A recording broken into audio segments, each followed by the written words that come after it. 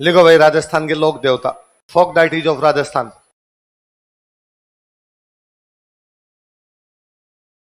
राजस्थान के लोक देवता,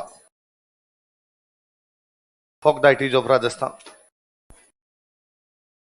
अपने क्यों नहीं लिख रहे? इससे बंधुआ मजदूरी करवा रही है तुम। मैं 2 लाइनें लिख रहा हूं, उतारिए। हिंदी में उतारना, इंग्लिश वाले भी बाद में अलग अलग पढ़ेंगे, तब हम इंग्लिश पढ़ लेंगे उनका, ताकि याद करें एक बार उनको।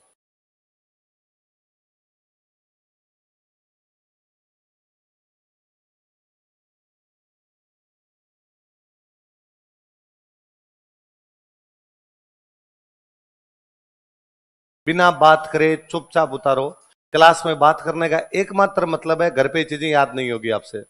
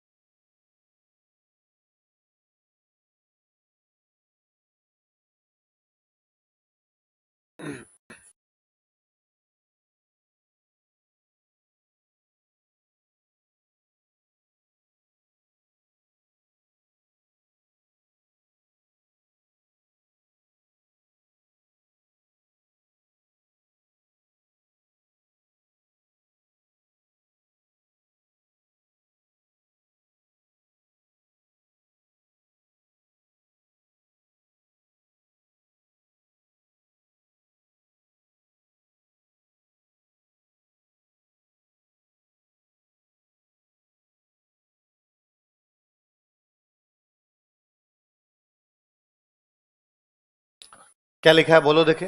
पाबू हड़बू राम दे मांगलिया मेहा पांचों पीर पधार जो। एक शब्द पे घोड़ा कर रखा है मैंने। साधारण अर्थों में यह है, ऐसे लोक देवता जिनको हिंदू भी माने और मुसलमान भी माने, वो पीर है। ऐसे लोक देवता जिनको हिंदू भी माने और मुसलमान भी माने, वो क्या है? और साधारण अर्थों में यह है, ऐसे लोक देवता जिनको मुसलमान भी मानते हैं, या वे हिंदू देवता जिनको मुसलमान भी मानते हैं, वो क्या हो गए? पीर। सिंपल शब्दों में यह कि हिंदू जिनको देवता कहते हैं, मुसलमान उन्हीं को क्या कह देते हैं? आगे बात समझ में? पीर 5 है। पीर कितने हैं? इसलिए लिखा हुआ है पांचों पीर। पीर कितने हैं? 5। पांचों के नाम लिखे हुए, एक नंबरिंग की हुए। कौन कौन से बताओ? बाबू जी, हड़बू जी, रामदेव जी, मेहा जी। 5 कौन कौन से? एक सिंपल क्वेश्चन तो यही बनता है, इनमें से कौन से देवता को 5 पीरों में शामिल नहीं किया जाता है? वो देगा पाबू जी, हड़बू जी, रामदेव जी, मल्लीनाथ जी, है ना। एक क्वेश्चन ये, इनमें से किसको 5 पीरों में शामिल किया जा सकता है? मल्लीनाथ जी, तलीनाथ जी, देवनारायण जी, मेहा जी। 5 पीरों के नाम याद रहेंगे? कौन कौन है बताओ देंगे? ये 5 क्या कहलाते हैं? क्या कहलाते हैं? पीर। अब एक एक पढ़ो। पहले क्या लिखा? पाबू हड़बू राम। 3 देवता हो गए, पाबू जी, हड़बू जी, राम। आज क्या लिखा हुआ है? मांगलिया मेहा। मेहा जी का पूरा नाम था मेहा जी मांगलिया। क्या नाम था? पर अपने राजस्थानी में उल्टा लिखा करते थे, पहले सरनेम लिखते बाद में नाम। तो मांगलिया लिख दिया पहले और मेहा लिख दिया। जहां पे मांगलिया रहे वो जगह मांगलियावास, जहां पे मांगलिया रहे वो जगह हमने पढ़ा वहां पे। कलपुरक्ष मेला श्रावण अमावस्या का लगता है ना, मांगलियावास। तो मांगलियों का वास था, इसलिए जगह का नाम क्या हो गया? उन मांगलियों में एक व्यक्ति वे मेहा जी, जो हमारी लोक देवता है, जिनको मुसलमान मानते, इसलिए क्या कहलाए वो? पीर। तो मांगलिया, मांगलिया, मेहा। नीचे क्या लिखा हुआ है? पांचों पीर पधार। मतलब 500 पीर पधारना, मतलब पधारने का मतलब दोनों होते हैं, आना और जाना। पधारने का मतलब क्या होता है? पधारो सा, दोनों जगह यूज लेते हैं, आने के लिए भी और याद रखना, ध्यान रहे, कभी इस शब्द का इस्तेमाल खुद के लिए नहीं होता, हमेशा दूसरे के लिए होता है। आप ये नहीं कह सकते कि मैं पधारूंगा, मैं आऊंगा, आप पधारना, है ना। कई बार क्या हम गलती करते हैं, किसी को फोन करते हैं तब अपने कहते हैं मैं तो पधार जाऊंगा, आप भी आ जाना। नहीं, मैं आ जाऊंगा, आप पधारना ना। खुद के लिए कभी से शब्द का इस्तेमाल, या किसी को फोन करते हैं मैं तो वहां पधार रहा हूं, आप आओगे क्या? मैं वहां आ रहा हूं, आप पधारोगे। तो अपने लिए कभी भी शब्द का इस्तेमाल, और इस शब्द का इस्तेमाल आने में भी, और आप यहां पधार रहे हो क्या, आप वहां पधारोगे क्या, आना और जाना दोनों प्रकार में यूज ले रहे हैं अपने इसका। एक और, एक खाने के लिए अपने राजस्थानी बच्चे बोलते हैं जीमणो, खुद के लिए नहीं होता, हमेशा दूसरों के लिए। आप खुद के लिए कभी नहीं कह सकते कि मैं जिम रहा हूं, मैं खा रहा हूं, आप जिमो। कई बार कोई आपके पास आता है और आप उसको पूछते हो, जैसे आप किसी के पास गए और उसने आपको पूछा अरे लो लो जिमो, आपको जो मैं जिम के आया हूं, तुम खाओ, मैं खा के आया हूं, आप। तो हमेशा दूसरे के लिए, खुद के लिए। कई बार क्या अपने ही सामने वाले कहते हैं मैं पधार जाऊंगा वहां पे, क्यों, तुम बादशाह है, तू पधार जाएगा और बाकी वाले आएंगे यहाँ पे। तो इस बात का, इस शब्द का हमेशा ध्यान रखना, याद रहेगा। तो पांचों पीर पधार जो, हे पांचों पीर पधारना मतलब आना। गोगा जी हाँ, मतलब जैसे बाबू जी, हड़बू जी, रामदेव जी, मेहा जी, गोगा जी जैसे 500 पीर पधारी। भाई बात समझे? तो क्या दोबारा बोलो,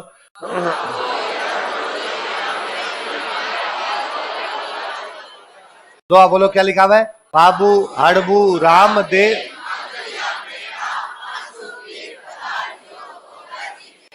याद रहेगी बात। एक एक देवता पढ़े, पहले लिखो बाबू जी,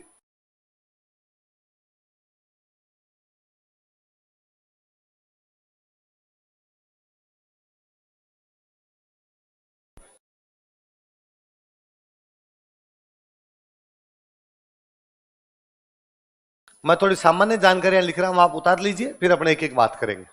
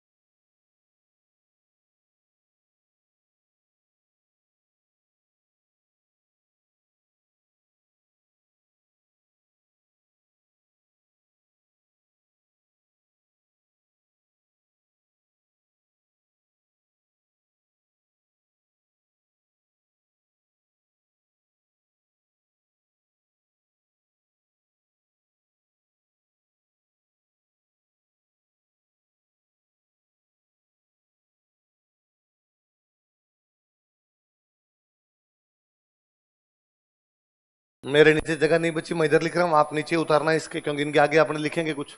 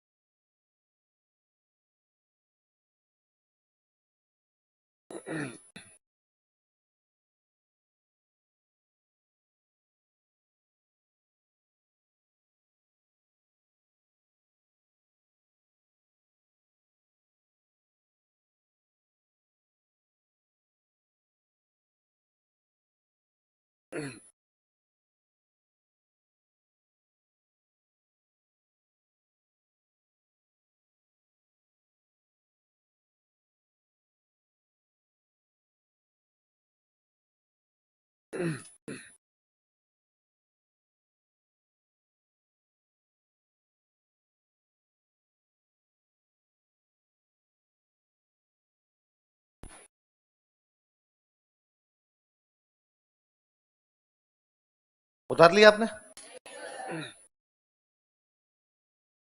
बताओ जन्म, पहले तो बाबू जी का पूरा नाम बताओ, क्या नाम है? बाबूजी राठौड़। जन्म कहां पर हुआ? अभी नया डिस्ट्रिक्ट बना अपना फलोदी, उसके अंदर है, लिख लो फलोदी, क्वेश्चन लिख लो फलोदी।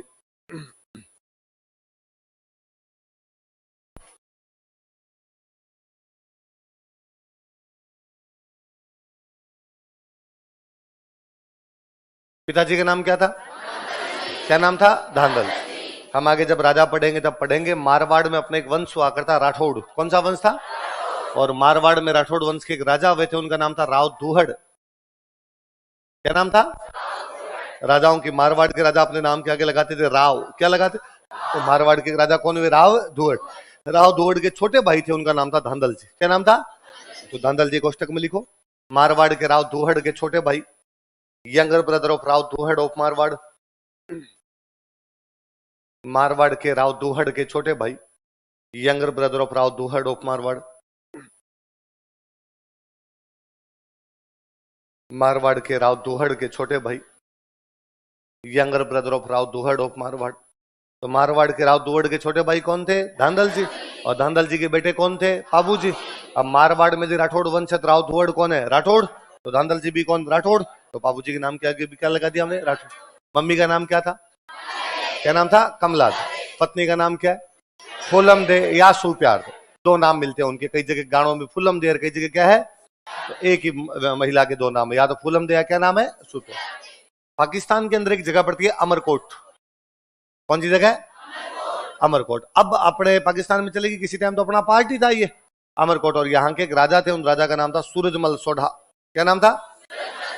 और उन सूरजमल सोढ़ा की जो राजकुमारी थी उसका नाम था फूलम दे। क्या नाम था? तो फूलम दे किसकी राजकुमारी थी? सूरजमल सोढ़ा कहां के राजा थे? लिख लो फूलम दे, कोष्टक में लिखो। अमरकोट के सूरजमल सोढ़ा की राजकुमारी, princess of Surajmal Sodha of Amarkot.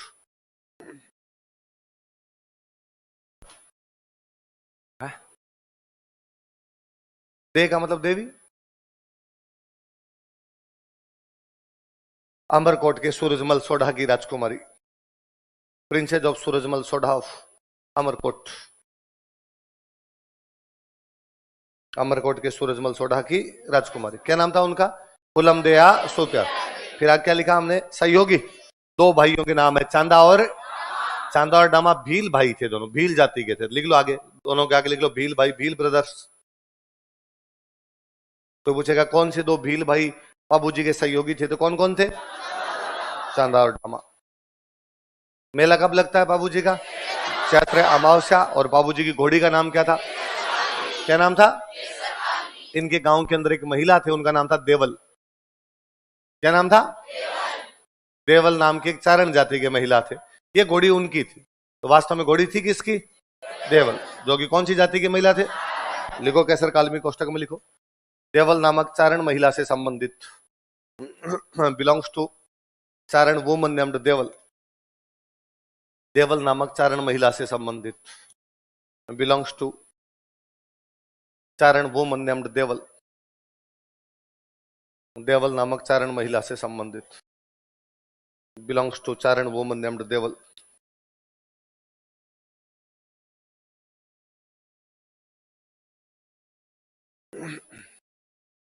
अब दोबारा बता दो, बाबूजी का पूरा नाम क्या है?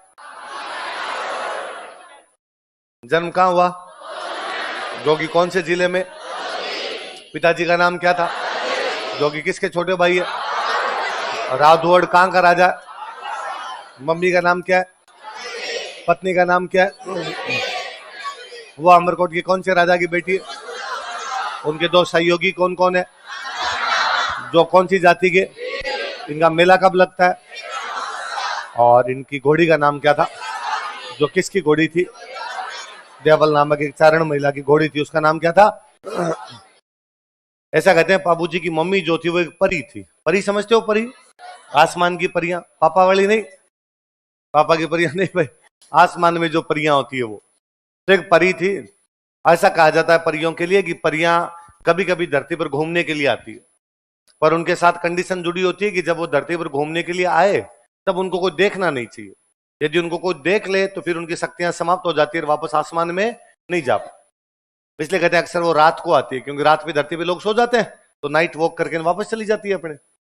एक बार ऐसी कोई एक परी धरती पर उतरने चाह रही थी, गलती से उसका हेलीकॉप्टर लैंड कर गया मारवाड़। तो ढंग की जगह आना अच्छा नहीं होगी बापड़ी, यहाँ नीचे उतरी, गर्मी मिली, अपने यहाँ पे तो गर्मी पड़ रही, उसको लगा यार गर्मी है बहुत भयंकर वाली, क्या किया जाए। तो वहां पास में एक तालाब था, वो तालाब में नहाने लगी कि भाई तालाब में नहा लेते हैं, थोड़ी गर्मी कम लगेगी। धांधल जी मारवाड़ के राजा के छोटे भाई हैं, एक दिन वहां से निकल रहे थे, उसी रात को अपना घोड़ा लेके वहां से जा रहे। उनको ये पता था कि यहाँ पास में तालाब है, भाई लोकल आदमी को तो पता ही होता है कहाँ तालाब है कहाँ झील है। तो उन्होंने लगा यार घोड़े को पानी पिला लेते हैं अपने, और वो अपने घोड़े को पानी पिलाने के लिए उसी तालाब की तरफ चले गए जिस तालाब में परी नहा रही थी। और जैसे ही धांधल जी ने परी को नहाते हुए देखा, धांधल जी तो स्टेच्यू हो गए। थोड़ी देर बाद उस परी ने देखा कि कोई व्यक्ति उसको देख रहा, तो उसने कहा मिस्टर तुम जो कोई भी हो पर धांधली कर रहे हो, और ऐसे किसी भी नहाती हुई महिला को देखना नहीं, और उसमें मैं तो परी और हूं, मेरे साथ तो कंडीशन है, यदि मेरे को देख ले तो मैं वापस नहीं जा पाती हूँ, अब मैं वापस कैसे जाऊंगी। और धांधल जी ने कहा किसने कहा वापस जाना है। और धांधल जी ने लगभग घुटनों के बल बैठते हुए कहा कि विल यू मैरी मी। परी ने कहा मैं शादी तो कर लूंगी और कोई चारा भी मेरे पास नहीं है, पर मेरी दो शर्तें हैं। क्या? एक तो मेरे को अलग से महल बनवा के देना पड़ेगा। धांधल जी ने कहा कोई दिक्कत नहीं, मैं राजा का छोटा भाई हूं, एक क्यों 3 महल बनवा देंगे। और बता, और उस महल में बिना मेरे से पूछे कोई नहीं आएगा। डन। अब भाई महल बनवाया गया, शादी हो गई, महल बनवाया गया, ऊपर ही उसमें अलग से रहा करती। समय अंतराल पर एक बेटा हुआ, बेटे का नाम रखा गया पाबू। क्या नाम रखा गया? तो कहते अपने जितने देवता हुए इनमें सबसे हैंडसम कोई देवता थे तो वो कौन थे? मम्मी पे चले गए। परी फूट रही थी तो बाबूजी भी, धांधल जी पे जाते फिर तो क्या ही फूट रहे हुए होते हैं। मारवाड़ का आदमी भाई साहब अलग ही दिखता है, तो मम्मी वाले गुण आए थे, थोड़े फूट रहे थे बाबूजी। अब एक दिन धांधल जी को लगा कि यार ये क्या तरीका है कि मेरे से बिना पूछे कोई महल में नहीं आएगा। और एक दिन धांधल जी बिना पूछे महल में चले गए कि देखें सही क्या होता है भाई। और अंदर जाके देखा कि अंदर परी तो है ही नहीं, वहां पे एक शेरनी है और शेरनी के साथ में पाबू खेल रहा है। तो उनको लगा ये क्या कोतक है। कहते में शेरनी ने धांधल जी को देखा और वापस परी बनी, और उसने कहा मैंने इसी दिन के लिए मना किया था, मेरे में ये भी ताकत है कि मैं जब अकेली होती हूँ अपना रूप चेंज कर लेती हूँ, पर तूने कॉन्ट्रैक्ट तोड़ा है, मैंने कहा था बिना पूछे नहीं आ सकता कोई, अब इस बच्चे को तुम रखो, मैं यहां से जाऊंगी। एक माँ की अपने बच्चे के प्रति 2 इच्छाएं होती है, थोड़ा दूध पिला के बड़ा करे, और बड़ा हो जाए तो अपने कंधों पे खिलाए, अपने पीठ पे खिलाए। तो मैंने दूध पिला के बड़ा तो कर दिया, पर इतना बड़ा भी नहीं हुआ कि कंधों और पीठ पे खिलाती, अब तू जाने तेरा काम चढ़। तो परी तो चली गई। फिर धांधल जी की एक और रानी थी, उनका नाम था कमला दे। क्या नाम था? फिर बाबूजी का पालन पोषण जो करते हैं वो कौन करते हैं? कमला। बाबूजी बड़े हुए, बाबूजी की सगाई की गई अमरकोट की राजकुमारी के साथ, और अमरकोट की राजकुमारी कौन थी? फुलम दे। फुलम दे या सुप्या। नियत समय आया, बाबूजी की शादी का दिन आया, बाबूजी तैयार हुए, शेरवानी पहनी, साफा बांधा, तुर्रे, कलंगी, सिर पे सिरमोड़, एंटीने सब लगाए उन्होंने। अरे एंटीना होता है यहाँ बीच में लगता है एंटीना।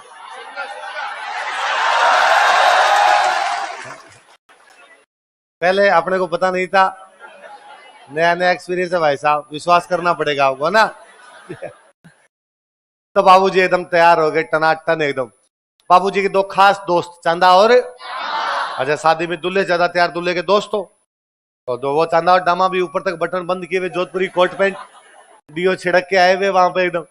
और उन्होंने बाबूजी को आग कहा बाबूजी यार क्या लग रहे हो यार, बाबूजी आज ना अमरकोट में छज्जे टूट जाएंगे। क्या टूट जाएंगे? पहले क्या जब बारात जाया करती तो बारात को देखने के लिए लोग छतों पे इकट्ठे होते। भाई पुरुष तो घर से बाहर जाके देख लेंगे, महिलाएं घर से बाहर जाती नहीं थी, तो छतों पे खड़े होकर देखती, छतें भर जाती तो छतों के आगे छज्जे होते थे, उन छज्जों पे खड़े होकर देखती। अब यदि छज्जे पे ज्यादा भार हो जाएगा, छज्जा गिर जाएगा, क्योंकि बाबूजी आपको देखने के लिए इतनी महिलाएं होगी कि छज्जा ही टूट जाएगा। और गांव में फिर महिलाओं के भी पर्दा प्रथा होती है, तो सीधे सीधे आप घूंघट से देख नहीं सकते, इसलिए महिलाएं दूरबीन लगा है ना, नीचे वाले को चेहरा दिखे नहीं पर महिला पूरी दूरबीन लगा देती है ना। तो बाबूजी का बाबूजी आज छज्जे टूटेंगे। पर चंदा डामन का पर बाबूजी एक दिक्कत है। क्या? कि अपने पास अच्छी घोड़ी नहीं है, दूल्हे की घोड़ी अच्छी हो तो दूल्हा और अच्छा लगे। तो बाबूजी ने कहा भाई घोड़ी तो अब जैसी है वैसी लेके जानी पड़ेगी। कहा नहीं, अपने गांव में एक महिला है देवल, उनके पास एक बहुत सुंदर घोड़ी है केसर कालमी। कौन सी है? और यदि अपने केसर कालमी मिल जाए तो मजा आ जाए बाबूजी। बाबूजी ने कहा तो ट्राई कर लो। चंदा डामा गए, देवल को जाकर कहा कि माँ देवल, बाबूजी बीन बने हुए, उनको घोड़ी चाहिए, केसर कालमी दो। और देवल ने कहा नहीं भाई केसर कालमी नहीं दे सकती, मेरे पास गायें हैं खूब सारी। पहले धन का मतलब ही गाय होता था, गोधन, अभी बोलते हैं गोधन। कभी आपने सुना भैंस धन, बकरी धन? पर गाय को अभी भी क्या कहते हैं? धन। क्योंकि पहले गाय आदान प्रदान का हुआ करती है ना। जैसे अभी तक हम पढ़ते हैं कि यज्ञ करने के बाद पंडित को गाय दी गई, अभी भी अपने देते हैं गांव में। तो गाय क्यों? क्योंकि पहले धन होता ही क्या था? गाय होता था। तो गोधन दिया गया, गाय का गोदान, गाय का दान दिया गया। क्यों गाय का? क्योंकि गाय मुद्रा थी, उस समय का धनी गाय हुआ करती। तो गाय रखते सारे के सारे पशुपालक समाज था मारवाड़, वैसे भी खेती ज्यादा होती नहीं थी साइड के अंदर। तो कहा भाई मेरी गाय चराने के लिए जब गवाला जाता है, गवाला समझ गए, गाय चराने वाला, मेरा गाय चराने वाला जब गवाला जाता है तो मेरी घोड़ी को लेके जाता है। अब जब गाय धन है तो गाय की लूटपाट भी होगी, तो उन दिनों गायों की लूटपाट ज्यादा होती, क्योंकि खुदा ना खास्ता कल को गायों की लूटपाट हो जाए और गवाले के पास घोड़ी हो तो भाग के गांव आएगा, बताएगा भाई गायों को लूट के ले गए, तो गांव वाले जाएंगे गाय छुड़वा के लेके आएंगे। और यदि घोड़ी नहीं होगी तो पैदल पैदल आएगा, पैदल पैदल आएगा, तब तो लुटेरे पता नहीं कहां के कहां पहुंच जाएंगे। इसलिए घोड़ी नहीं दूंगी मैं। चांदा डामा वापस आए, उन्होंने बाबूजी का, बाबूजी हमें तो मना कर दिया पर हमें लगता है एक बार आप खुद ट्राई करो, बात बन सकती है। बाबूजी खुद एकदम बीन बने हुए देवल के पास गए, कहा माँ देवल कैसर काल में दो ब्याह के लिए। देवल ने कहा बाबू तुम हम हमारे सबसे अच्छे राजकुमार हो, तुम्हें कौन मना करे, बींद को तो वैसे भी कौन मना करे, पर बाबू दिक्कत वही है जो मैंने चांदा डामा को बताई, यदि मेरी गायों की लूटपाट हो गई तो। बाबू ने कहा कि माँ देवल मैं वचन देता हूं यदि आपकी गायों की लूटपाट हो गई तो मैं आपकी गायें बचा लाऊंगा। अरे तुम कैसे बचा के लाओगे, तुम तो ब्याह करने जा रहे हो। कि मैं मान लो यहाँ से रवाना हुआ और 10 किलोमीटर बाद में पता चला आपकी गायों की लूटपाट हो गई, मैं शादी करने जाऊंगा नहीं, आपकी गाय बचाने के लिए आऊंगा। मैं वहां पहुंच गया और वहां जाके तोरण मार रहा हूं और मुझे पता चला आपकी गायों की लूटपाट हो गई, आपने तोरण बाद में मारेंगे पहले गाय बचा के लाएंगे। वहां खाना खा रहा था तो मैं तो खाना छोड़ के जाऊंगा, आप घोड़ी दे दीजिए। देवल ने कहा ठीक है भाई जब इतना करे तो घोड़ी ले जाओ तुम। बाबूजी यहाँ से घोड़ी लेकर रवाना हुए। घोड़ी वाकई बेहद सुंदर, जितने सुंदर बाबूजी लग रहे उतनी अच्छी क्या लग रही घोड़ी। और पहले घोड़ियों को नचाया करते तो बाबूजी घोड़ी को नचाते हुए लेके गए। अब वहां अमरकोट वाले जब बारात को सामने स्वागत करने के लिए आए तो वहां भी सब तरफ बातें गा रहे यार कितना सुंदर बीन है, उतनी सुंदर बीन की घोड़ी आ रखी है एकदम।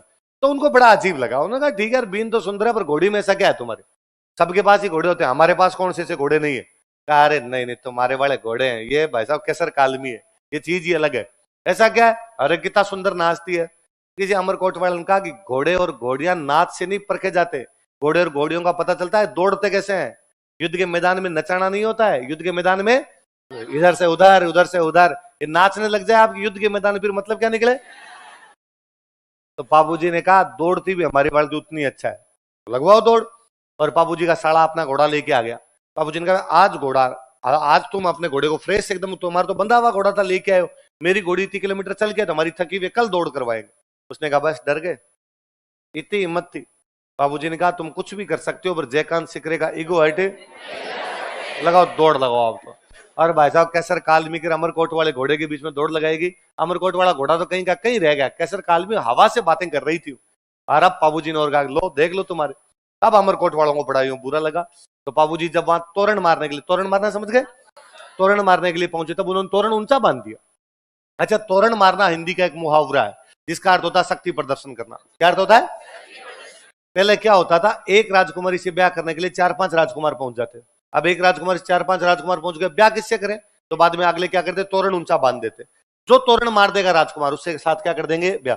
तोरण मार देगा मतलब इतने ऊंचे तोरण को टच करेगा मतलब अपनी शक्ति का प्रदर्शन कर रहा है। तो तोरण मारने का मतलब क्या होता है? शक्ति प्रदर्शन करना, अपनी पावर दिखाना, वहां पर पावर शो करना वहां पर। तो उन्होंने बड़ा ऊंचा तोरण बांधा। उनका यह था कि ये कह रहे ना घोड़ी ऐसी घोड़ी ऐसी, आप देखते हैं तोरण कैसे मारेंगे। बाबूजी गए, बाबूजी ने जाके देखा गया तोरण तो ऊंचा बंधा हुआ है। उधर अमरकोट वाले खड़े खड़े मुस्कुराए, अब मार देखे। इतनी देर घोड़ी की बड़ी तारीफें कर रहे थे। अब तो आपको ये कहना पड़ेगा तोरण नीचा करो, और कोई इलाज नहीं है। अब फिर देखते हैं अपने। पर बाबूजी ने अपने केसर के हाथ फेराई और केसर के हाथ फेर के कहा कि केसर मत ना दीजिए आज थारो मारो पोत। पोत का मतलब भेद, पोत का मतलब बेइज्जती करवा देना, मतलब ना कि यार पोत दे दिया मतलब बेइज्जती करवा दी। केसर मत ना दीजिए आज थारो मारो पोत, मत ना लजाए आज राठौड़ारी जातड़ी। ए केसर आज तेरी और मेरी बेइज्जती मत करवा देना, मारवाड़ के राठौड़ों की जो बारात आई है उसकी बेइज्जती मत करवा देना। और केसर ने जैसे सिर हिलाया कि बाबूजी क्या चिंता करते हो, ये तोरण इसको मैं 2 मिनट में मार दूंगा अभी। और बाबूजी जो ढोल बजा रहा था लड़का उसको कहते हैं कि डोली रात छोरा तू तो मदरो ढोल बजा। मदरो मतलब धीमे, ये ढोल बजाने वाले थोड़ा धीमा धीमा ढोल बजा, तो ढोल रे धमाके मारे केसर घोड़ी नाचसी। तेरे ढोल के धमाके पे मेरी क्या नाचेगी। और बाबूजी ने नचाते नचाते अचानक लगाम खींची तो केसर ने अपने अगले दोनों पैर हवा में उछाल दी, तो पिछले दोनों पैरों पे खड़ी हो गई। अब घोड़ी इतनी ऊंची हुई तो बाबूजी और ऊंचे हो गए। आराम से बाबूजी ने टच किया उस तोरण को और घोड़ी ने अपने अगले दोनों पैर तोरण जहां लगा हुआ था उस दीवार पे टिकाए। तो वापस जब आई तो दीवार के ईंटें साथ में लेके आई। अब नीचे उतरते हम, बाबूजी ने उस अमरकोट वालों की तरफ देख के कहा क्या हाल है। मैं मैंने जहां कहीं ये कहानी पढ़ी थी वहां था कि ये सब समाचार अंदर फुलमदे को मिले कि बाबूजी ने इतना ऊंचा तोरण मार दिया, फुलमदे फुली ना समाई। फुलमदे बड़ी राजी है कि साढ़े आला सरदार बाहर यूं कारनामे दिखा रहा है और कि फुलमदे की सारी सहेलियां जल गई। इतना तो लड़कियों में होता है। देखो आगे भाई बाबूजी अंदर फेरे लेने के लिए बैठे ना, अभी बाबूजी के 3 फेरे हुए थे। कितने फेरे हुए? इतने में जो देवल जिनकी वो कैसर काल में थी, बाल बिखेरे हुए, गालियां निकालते हुए, वही फेरों के अंदर ही। मैंने पहले ही कहा था घोड़ी मत लेके जाना, तब तो बड़ी बड़ी बातें कर रहे थे, मैं बचा के लाऊंगा। अब मेरी गायें तो लुट गई, मेरी गायों को तो लुटेरे ले गए, तुम यहाँ बैठे बैठे फेरे ले रहे हो। और मुझे पहले ही पता था, इसलिए मैंने कहा था घोड़ी नहीं ले जाने दूंगी। बाबूजी ने कहा चिल माँ देवल चिल, क्या बात हुई? अब मेरी गायों को लुटेरे ले गए। कौन ले गया तुम्हारी गायों को? कि जायल का राजा जींदराव खिंची ले गया। जायल का राजा कौन? नागौर में जगह है जायल, वहां का कौन सा राजा ले गया? जींदराव खिंची ले गया मेरी गायों को। कहां का राजा जींदराव खिंची? जायल का राजा। और तुमने कहा था कि मैं तुम्हारी गायें बचा के लाऊंगा, तो बचा के ला मेरी अब गायों को। यहाँ बैठे बैठे फेरे ले रहा है, तुम्हें तो ब्याह की पड़ी है, मेरी गायों को कौन बचाए? बाबूजी ने कहा नहीं माँ देवल, मैंने आपको वचन दिए थे कि मैं गायों को बचाऊंगा तो मैं बचा के लाऊंगा। उन्होंने अमरकोट वालों को कहा कि 3 फेरे हुए हैं, पर मैं देवल को कह के आया था कि तुम्हारी गायें बचाऊंगा, मैं गाय बचाने के लिए जा रहा हूँ। यदि जिंदा रहा तो मैं वापस आऊंगा, यदि जिंदा नहीं रहा तो बाद स्वर्ग के अंदर ही मिलेंगे। बाबूजी जाते हैं वहां से अपने इस नए बने फलोदी जिले में एक जगह पड़ती है देचू। कौन सी जगह है? इस देचू गांव में वो जींदराव खिंची से लड़ाई करते हैं। वो गायों को छुड़वाते हैं, लेकिन उस लड़ाई में लड़ते हुए मारे जाते। हमने कहा एक व्यक्ति जो गायों की रक्षा के लिए अपनी शादी छोड़कर आ गया था, एक व्यक्ति जो अपने वचनों की रक्षा के लिए अपने 3 फेरों के बाद वापस आ गया था, क्योंकि उसको लगता था कि रघुकुल रीत सदा चली आई, वचन नहीं जाने चाहिए, वरना कल कौन किस पर विश्वास करके कौन सी चीज देगा। मैंने कहा था कि मैं गायें बचाऊंगा, शादी ब्याह होते रहेंगे, लेकिन वचन जो है वो कभी भी जाने। हमें लगा यार एक ऐसा व्यक्ति जिसने अपनी शादी छोड़ दी, एक ऐसा व्यक्ति जिसने वचनों के लिए अपने प्राणों की बाजी लगा दी, एक ऐसा व्यक्ति जिसने गायों के लिए शहीद हो गए, उसकी तो पूजा होनी चाहिए। हम लोक देवता के रूप में पूजने लगे। हमारे तमाम लोक देवता उस समय के शहीद हैं। आज भी हमारा कोई शहीद होता है, बाकायदा जब उसकी डेड बॉडी आती है, सारे गांव वाले नारे लगा रहे होते हैं, जब तक सूरज चांद रहेगा फलान जी का नाम रहेगा, लगाते हैं, उनकी जय जयकार लगाते हैं। गांव में उनकी मूर्तियां लगाई जाती है, और नहीं तो कम से कम 15 अगस्त 26 जनवरी उनकी जन्म तिथि, उनकी पुण्यतिथि पे अगरबत्तियां भी करते हैं। हमारे पहले वाले पूर्वजों ने मंदिर बना दिए, मूर्तियां तो हम भी लगा रहे हैं, आज भी लगा रहे हैं हमारे सब शहीदों की। आज भी किसी शहीद की मूर्ति के पास से निकलते हो, अनायास आपके हाथ जुड़ते हैं। अगर आपको लगता है कि नहीं यार ये अपने लिए जान की बाजी लगाई जिस आदमी ने, उसका हम पूजा अर्चना नहीं करेंगे, किसकी करेंगे? बस ये कहिए उस समय के शहीद थे। कितने फेरों के बाद आ गए बाबूजी? किसकी गायों की रक्षा के लिए? कौन से गांव में लड़ाई लड़े? किसके खिलाफ लड़ाई लड़े? और लड़ते हुए वीर गति को कितने फेरों के बाद आए? इसलिए हमने बाबूजी को सम्मान दिया। हमने कहा बाबूजी 3 फेरों के बाद आ गए थे, इसलिए अब हम 3 फेरे लेंगे नहीं। 7 फेरे होते हैं, बाकी बचे 4 ही लेंगे, इसलिए फेरे 4 होते हैं। फेरे कितने होते हैं? कि 3 किसने ले लिए? किसने ले लिए थे? अभी फेरे 4 ही होते हैं। फिर कोई स्टूडेंट आ कहता है हमारे 7 होते हैं, तो पंडित जी को समझाओ गलत करवा रहे हैं।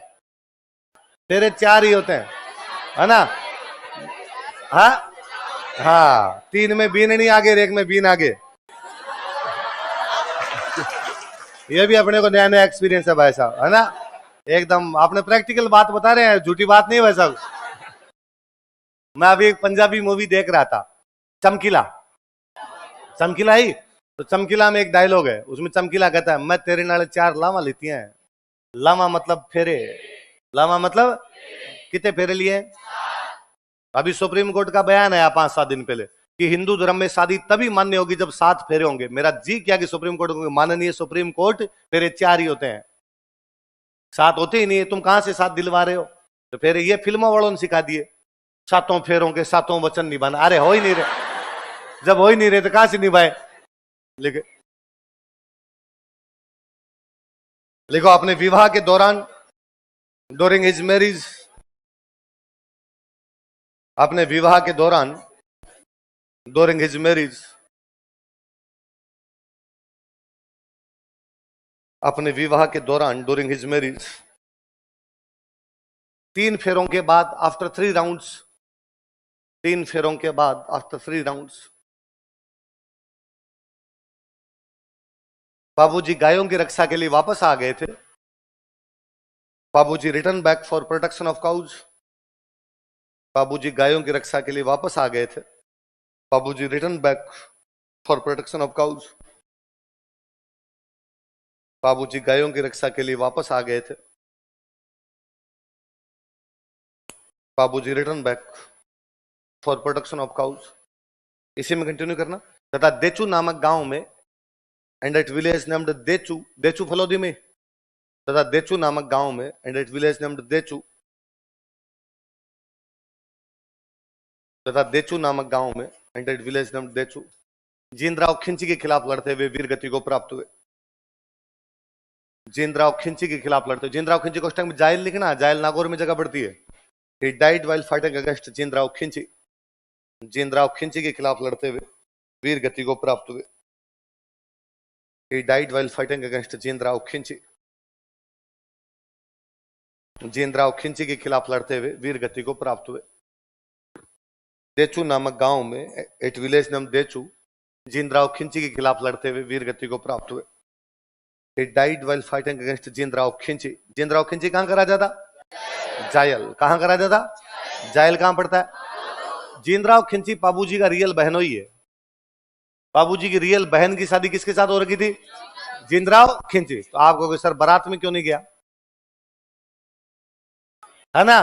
पर भाई साहब ब्याह में फूफा जी जीजाजी राजी रह जाए, फिर फूफा जी और जीजाजी होने का मतलब ही क्या हुआ? जीनराव खिंची की शादी बाबूजी की बहन के साथ हुई थी। इसकी खुद की शादी के बाद इसकी बाबूजी के परिवार से लड़ाई हो गई थी, ससुराल वालों से लड़ाई हो रखी थी। और ये तो बाबूजी के गांव जाता ही नहीं था, अपने ससुराल जाता ही नहीं था, ब्याह में नहीं आया था। उल्टा इसने धमकियां दे रखी थी कि भाई साहब जिस दिन मौका मिला ना गांव लूटूंगा तुम्हारा। और मौका मिला, बाबूजी की बारात गई तो मतलब सारे के सारे लोग तो कहां चले गए? बारात में। पीछे से गांव लूट गया है। पर बाबूजी ने कहा कोई बात नहीं, भले रिश्तेदारों के खिलाफ लड़ना पड़े पर गायों की रक्षा जरूरी है। वचन दिए, उन वचनों की रक्षा जरूरी है। बाबूजी को लक्ष्मण का अवतार मानते। किसका अवतार मानते? देखो, बाबूजी को लक्ष्मण का अवतार माना जाता है। बाबूजी is considered as incarnation of Lakshman. बाबूजी को लक्ष्मण का अवतार माना जाता है। बाबूजी is considered as incarnation of Lakshman.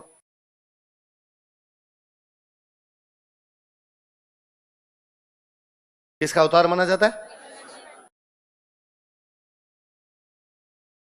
भगवान राम वनवास गए थे तो भगवान राम के साथ कौन कौन गए?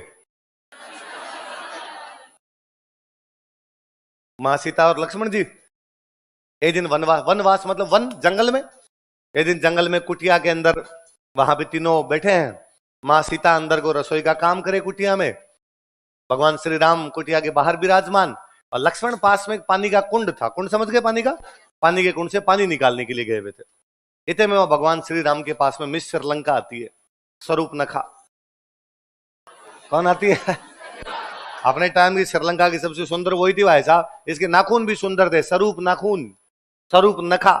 वो तो बापड़ी का हमने नाम कर दिया सुर्पणखा। हमने कहा राक्षणी थी, राक्षणी। उसके नाखून भी सूप मतलब छाजले जैसे थे, बाकी उसका नाम था स्वरूप नखा। क्या नाम था?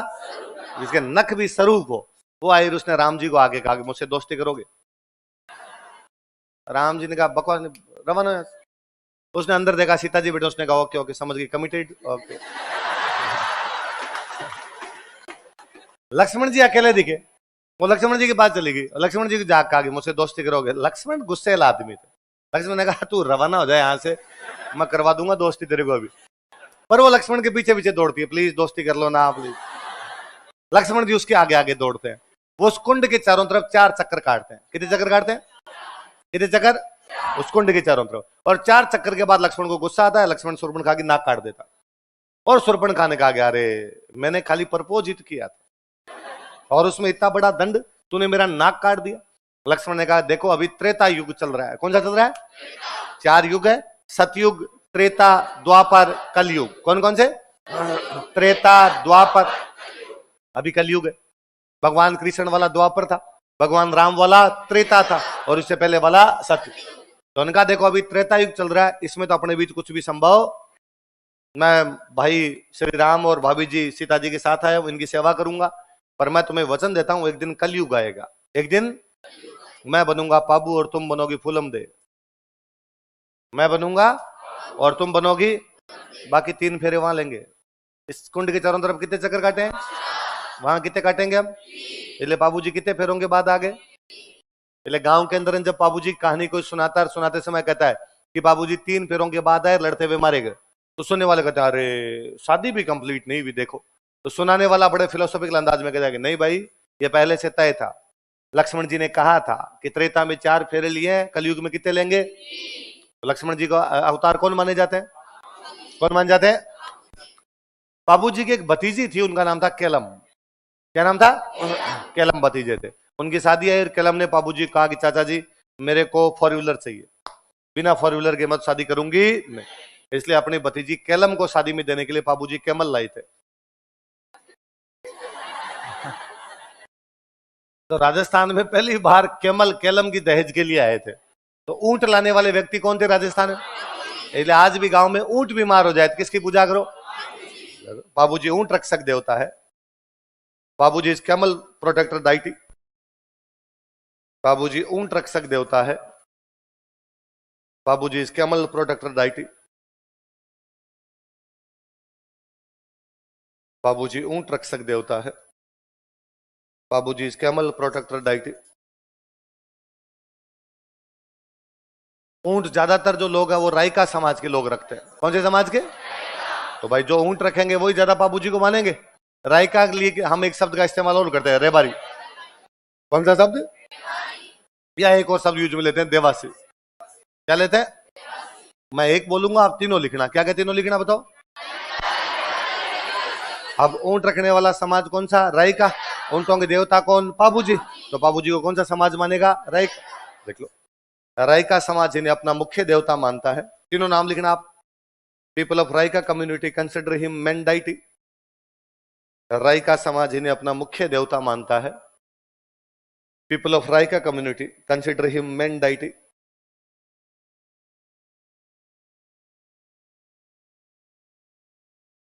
रायका समाज इन्हें अपना मुख्य देवता मानता है। People of Raika community consider him main deity. Raika समाज इन्हें अपना मुख्य देवता मानता है। People of Raika community consider him main deity. कहते भाई एक बार मारवाड़ में प्लेग फैल गई। प्लेग बीमारी होती है, प्लेग फैल गई थी। उस समय लोगों को बचाने का काम किसी ने किया था, किसने किया, बाबूजी। तो बाबूजी कौन से रोग में रक्षा की, लिख लो। बाबूजी प्लेग रक्षक देवता है। बाबूजी is a deity who protected from plague. बाबूजी प्लेग रक्षक देवता है। बाबूजी is a deity who protected from plague. बाबूजी प्लेग रक्षक देवता है। बाबूजी is a deity who protected from plague. Gujarat में एक जाति रहती है थोरी। कौन सी जाति है, उस थोरी जाति के 7 भाई थे। कितने भाई थे, उनकी गुजरात के राजा के साथ लड़ाई हो गई। वे भाग के बाबूजी के पास है और बाबूजी उनकी रक्षा करते हैं। तो गुजरात के कौन से भाइयों की रक्षा की, कितने भाइयों की, इसका मतलब बाबूजी शरणागत रक्षक है। शरण में आए हुए व्यक्ति क्या करते हैं, रक्षा। तो फिर थोड़ी जाति के लोग बाबूजी को पूछते हैं कि भाई हमारे भाइयों की रक्षा करने वाले कौन थे, बाबूजी। देख लो, गुजरात के 7 थोरी भाइयों की रक्षा की थी। He protected 7 थोरी ब्रदर्स ऑफ गुजरात। गुजरात के 7 थोरी भाइयों की रक्षा की थी। He protected 7 थोरी ब्रदर्स ऑफ गुजरात। गुजरात के 7 थोरी भाइयों की रक्षा की थी।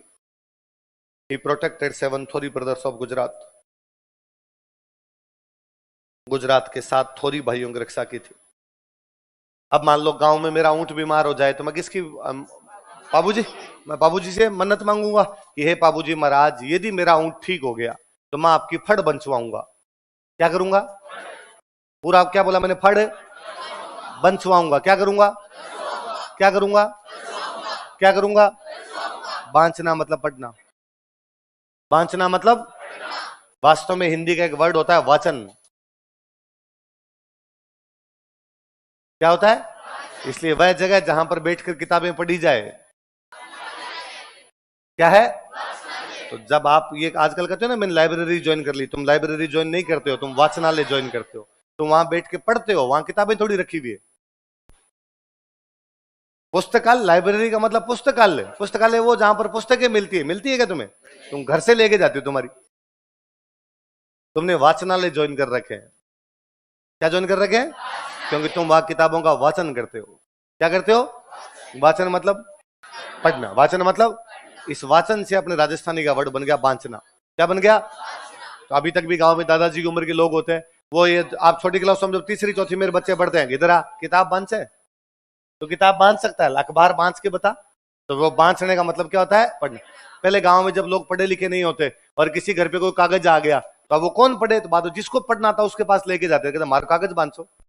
हमारे भाई गांव से कोई कागज आया, हमारे को रजिस्ट्री का आया, किसी प्रकार का है, ये बांध के बताओ। तो बांधना मतलब पढ़ना। तो मेरे मान लो ऊँट बीमार हो तो मैंने कहा मैं आपकी फड़ बंचवाऊंगा। क्या करूंगा? फड़ मतलब और कोई पढ़ेगा उस फड़ को? तो अब कौन पढ़ेगा? तो मान लो मेरा ऊँट ठीक हो गया, तो मैं बाबूजी के मंदिर में गया, तो बाबूजी के मंदिर में जो पुजारी होते हैं वो होते हैं भील जाति के लोग। कौन जाति के?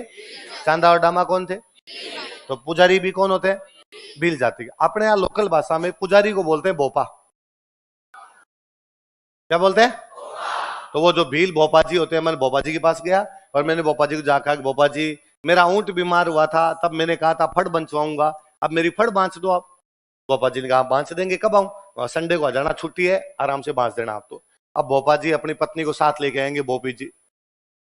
तो भोपा जी भी आगे और भोपी जी, वो साथ में क्या लेके आएंगे? फड़ कपड़े का एक पर्दा होता है। फड़ क्या होता है? कपड़े का एक पर्दा होता है, कपड़े का। इस पर चित्र बने होते हैं कि बाबूजी का जन्म हो रहा है, बाबूजी खेल रहे हैं, बाबूजी घोड़ा चलाना सीख रहे हैं, बाबूजी की सगाई हुई है, बाबूजी शादी के लिए जा रहे हैं, बाबूजी फेरे ले रहे हैं, 3 फेरों के बाद उठ के आ रहे हैं, वो लड़ाई कर रहे हैं, वो प्लेग में बचा रहे हैं, वो ऊंट ला रहे हैं, थोड़ी भाइयों की रक्षा कर रहे हैं। ऐसे अलग अलग प्रकार से चित्र बने होते हैं। वो भोपाजी भोपी जी कपड़े का पर्दा दीवार पे टांगते हैं, उसके सामने खड़े होते हैं। भोपाजी के हाथ में एक वाद्य यंत्र होता है, रावण हत्ता। कौन सा वाद्य यंत्र? वो रावण हत्ता बजाते हैं और फड़े गाते हैं। तो फड़ कौन से वाद्य यंत्र के साथ गाई जाती है? क्या होती है फड़? कपड़े का एक पर्दा। क्या होता है? कपड़े का एक पर्दा। कौन गाते हैं इसको? कौन से भोपा जी? भील जाति के। वो कौन सी जाति के? भील जाति के। किसकी फड़ गाते हैं या किसकी फड़ बांधते हैं? पल्ले पड़ की बात देखो, भील भोपा, भील पृष्ठ, भील भोपा, भील पृष्ठ, रावण हत्ता वाद्य यंत्र के साथ बाबूजी की फड़ गाते हैं। सिंग्स फड़ो बाबूजी विद रावण हत्ता म्यूजिकल इंस्ट्रूमेंट, सिंग्स फड़ो बाबूजी विद रावण हत्ता म्यूजिकल इंस्ट्रूमेंट। रावण हत्ता वाद्य यंत्र के साथ बाबूजी की फड़ गाते हैं। सिंग्स फड़ो बाबूजी विद रावण हत्ता म्यूजिकल इंस्ट्रूमेंट। रावण हत्ता वाद्य यंत्र के साथ बाबूजी की फड़ गाते हैं। सिंग्स फड़ो बाबूजी विद रावण हत्ता म्यूजिकल इंस्ट्रूमेंट। रावण हत्ता वाद्य यंत्र के साथ बाबूजी की फड़ गाते हैं। तो बाबूजी की फड़ गाते समय कौन सा वाद्य यंत्र बजाया जाता है? फड़ क्या होती है? कपड़े का एक पर्दा। कौन सी जाति के भोपे गाते हैं? भोपा मतलब पुजारी, भोपा मतलब। और अपने जितने देवता है उनमें सबसे लंबी, सबसे लोकप्रिय फड़ यदि किसी के, किसकी है? लिख लो, बाबूजी की फड़ सर्वाधिक लोकप्रिय है। फड़ो बाबूजी इज मोस्ट पॉपुलर। बाबूजी की फड़ सर्वाधिक लोकप्रिय है। फड़ो बाबूजी इज मोस्ट पॉपुलर। बाबूजी की फड़ सर्वाधिक लोकप्रिय है। फड़ो बाबूजी इज मोस्ट पॉपुलर। बाबूजी की फड़ सर्वाधिक लोकप्रिय है। अच्छा, बाबूजी की फड़ गाई जाए तब तो क्या बजाया जाए? रावण हत्ता। फड़ क्या होता है? कपड़े का है कि पर्दा, वो टांग के उसके चित्रों का आधार पर गीत गाए जाते हैं, उसको तो क्या बोलते हैं? फड़।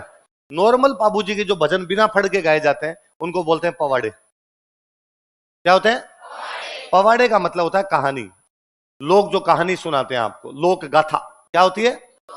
जो वीर पुरुष जो होते हैं उनकी जो लोक गाथाएं होते हैं उनको क्या बोलते हैं? पवाड़े। क्या बोलते हैं? क्या बोलते हैं? तानाजी मूवी देखिए, तानाजी।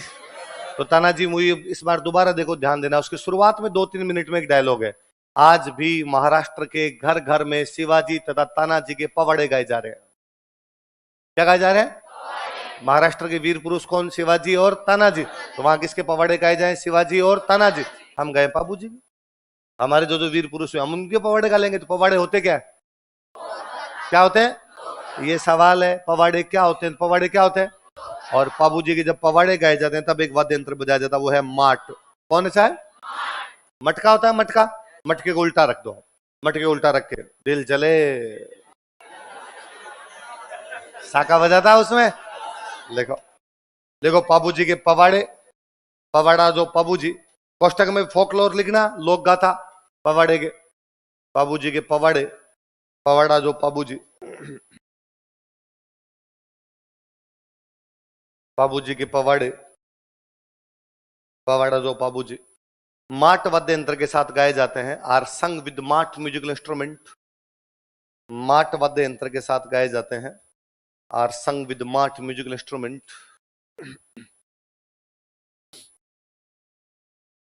माट वाद्य यंत्र के साथ गाए जाते हैं, आर संग विद माट म्यूजिकल इंस्ट्रूमेंट।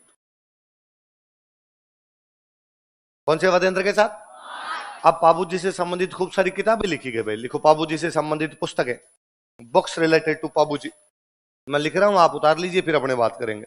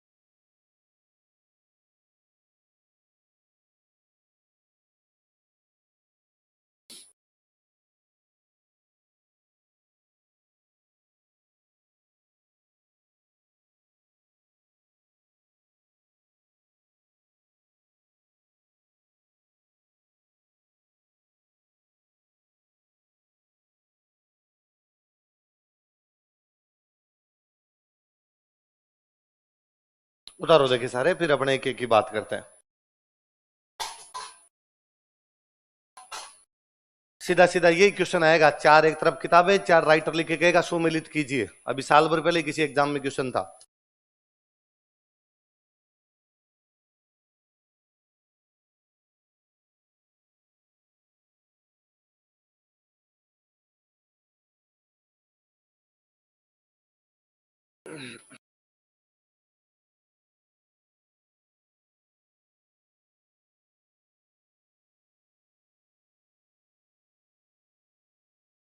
उतार लिया? पहला क्या लिखा हुआ बताओ देखे। पाबू प्रकाश, पाबू जी के जीवन पर प्रकाश डालने वाली पुस्तक, इसलिए नाम क्या हो गया? पाबू। राइटर कौन है? आसिया मोड़जी। क्या नाम है? आसिया, सरनेम मोड़जी नाम। आसिया सरनेम, मोड़जी जिसे मंगलिया में हा, वैसे आसिया मोड़जी, तो नाम तो मोड़जी, सरनेम क्या है आसिया। तो आसिया मोड़जी ने क्या लिखी? पाबू प्रकाश। क्या लिखी? पाबू प्रकाश। दूसरी क्या है? पाबूजीरा छंद। किसने लिखी पाबूजीरा छंद? बिट्ठू मेहाजी। किसने लिखी? बिट्ठू। सरनेम मेहाजी। नाम, नाम तो मेहाजी, सरनेम क्या हो गया? बिट्ठू। तो बिट्ठू मेहाजी। अच्छा,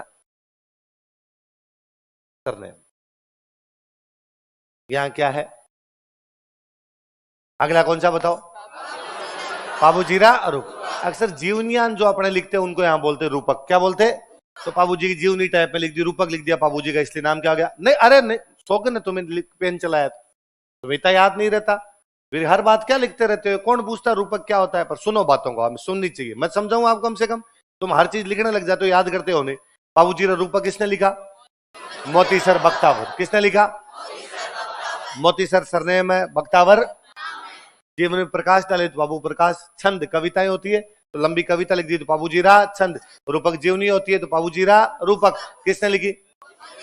मोतीसर बख्तावर। अगली, पाबूजीरा दो दो लाइनों में लिखे तो दोहे, तो दो दो लाइनों में लिख दिए दोहे, तो पाबूजीरा दुआ किसने लिखा? लगराज। किसने लिखा? लगराज। अगला कौन सा है? पाबूजीरा।